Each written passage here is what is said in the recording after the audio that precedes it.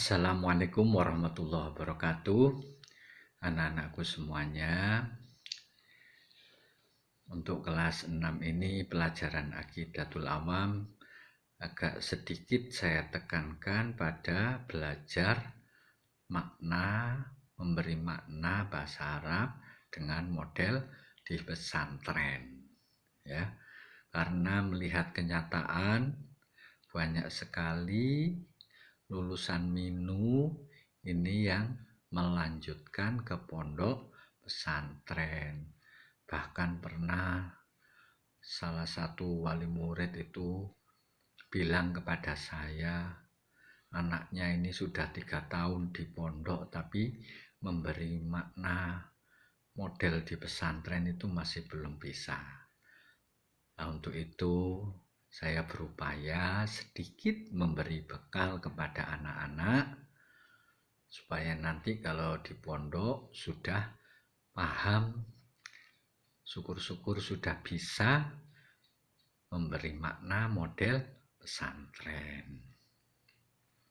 Kalau ada yang bilang makna model pesantren ini makna kuno, dalam memberikan arti bahasa Arab itu model kuno.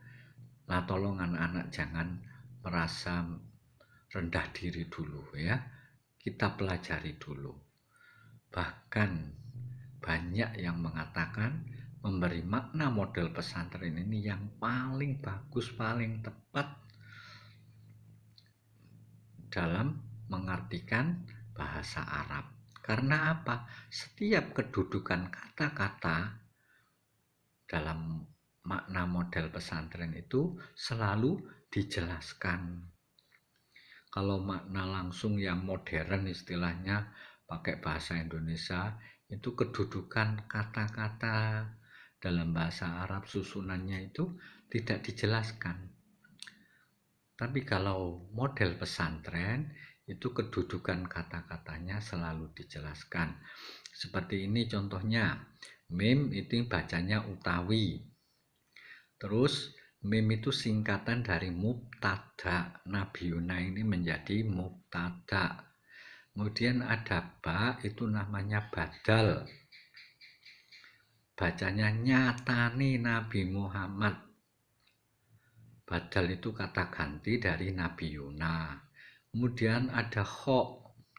Kho itu bacanya iku. Kho ini singkatan dari khobar. Qad ursila itu kedudukannya sebagai khobar. Kemudian ada titik 2 ini bacanya den, utus. Den itu menunjukkan kalau kata-kata fi'ilnya itu adalah majhul. Kemudian sopo ada tanda. Tanda sama dengan tanda sebelumnya ini menunjukkan tanda rujuk. Tanda rujuk itu pokok simbol-simbol yang harus sama dengan kata-kata sebelumnya. Sopo kemudian ada tanda begini berarti bacanya Nabiyuna. Den utus sopo Nabiyuna. Ini namanya tanda rujuk. Lil alamina ada takdal. Itu menunjukkan kalau lil, lamnya li itu tak dia. Maring bacanya ya. Kemudian ada angka 10 ini wong. Alam kabeh. Rahmatan di sini ada mim lam maf'ul li ajleh. Kedudukan lafadznya rahmatan itu maf'ul li ajleh. Wa fuddila. Lan den ini menunjukkan majhul juga, utamaake sopo. Kemudian tanda rujuknya kembali lagi sama dengan Nabiuna, berarti di sini bacanya juga Nabiuna. Itu sepintas dari pemberian makna model pesantren ya.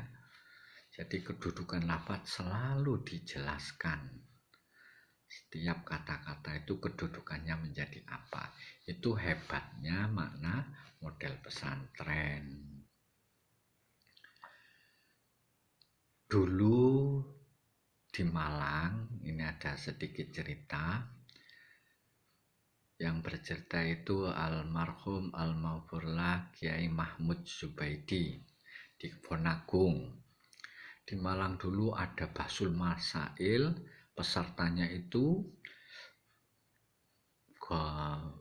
golongan para ilmuwan lulusan perguruan tinggi seperti profesor, doktor seperti itu ya.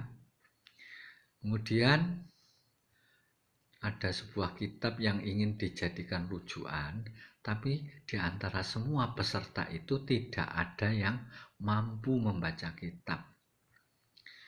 Akhirnya memanggil Kiai Mahfud, kata Kiai Mahmud Zubaidi begitu.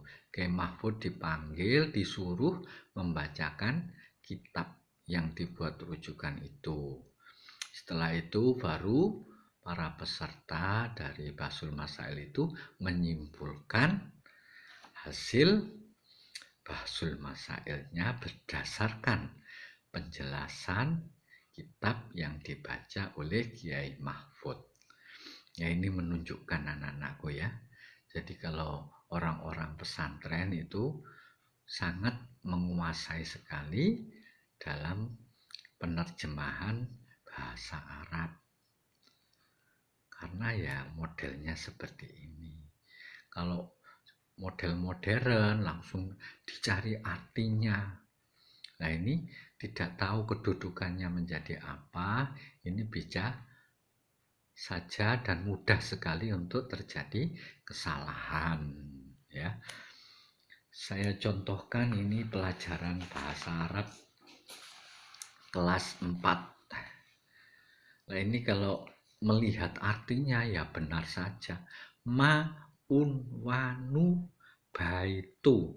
Baitu ini jelas salah dibaca tu. Seharusnya ti menjadi susunan idhofah dari unwanu. Kemudian Maryamu, mu ini juga salah. Seharus dibaca ma.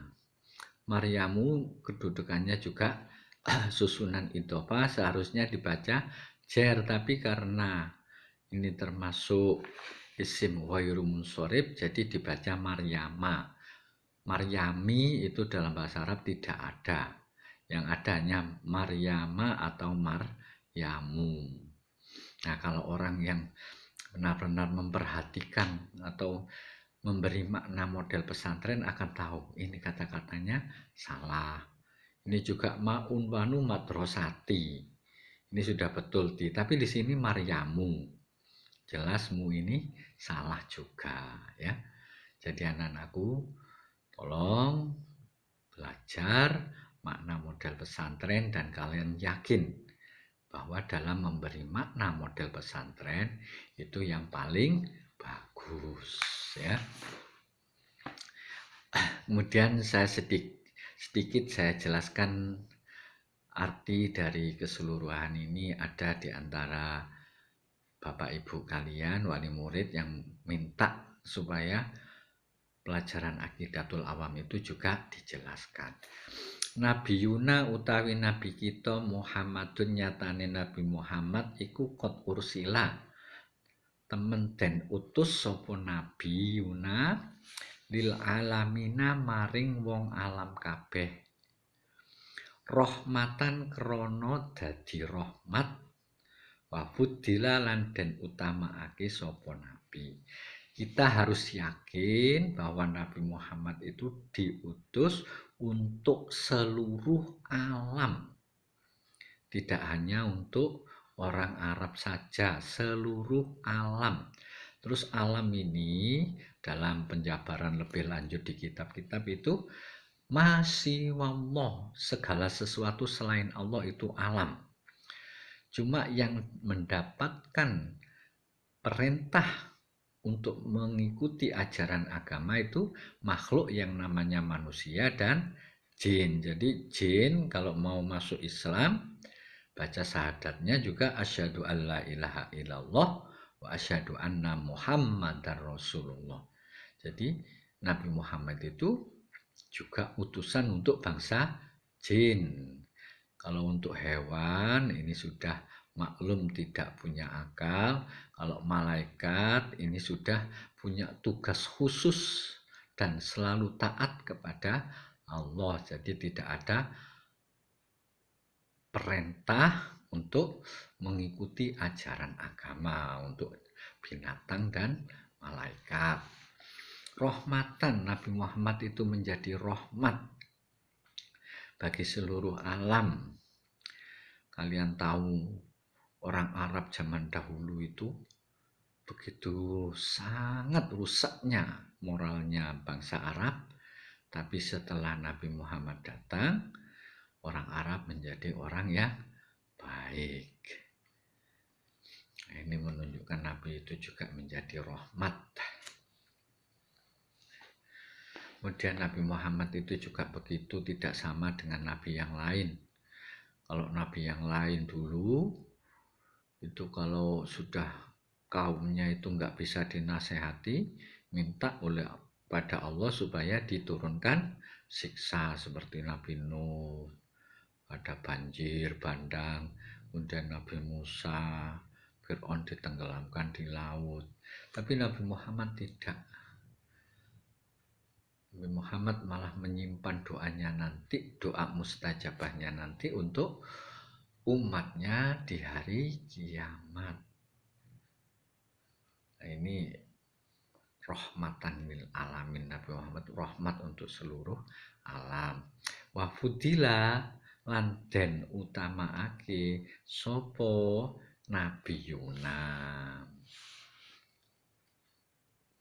Nabi Muhammad itu adalah nabi yang paling utama, paling mulia di antara seluruh nabi dan rasul. Kita harus yakin seperti itu, ya. Jadi kesimpulannya kita harus yakin bahwa Nabi Muhammad itu diutus untuk seluruh alam, seluruh bumi. Kemudian bangsa manusia dan bangsa jin. Kemudian wafudillah, Nabi Muhammad itu adalah Nabi Rasul yang paling utama di antara Nabi dan Rasul 25 yang lainnya. Demikian, mudah-mudahan kita senantiasa ditambahkan ilmu yang barokah manfaat oleh Allah dunia akhirat. Amin ya rabbal alamin. Wa akhirul kalam. Wassalamualaikum warahmatullahi wabarakatuh.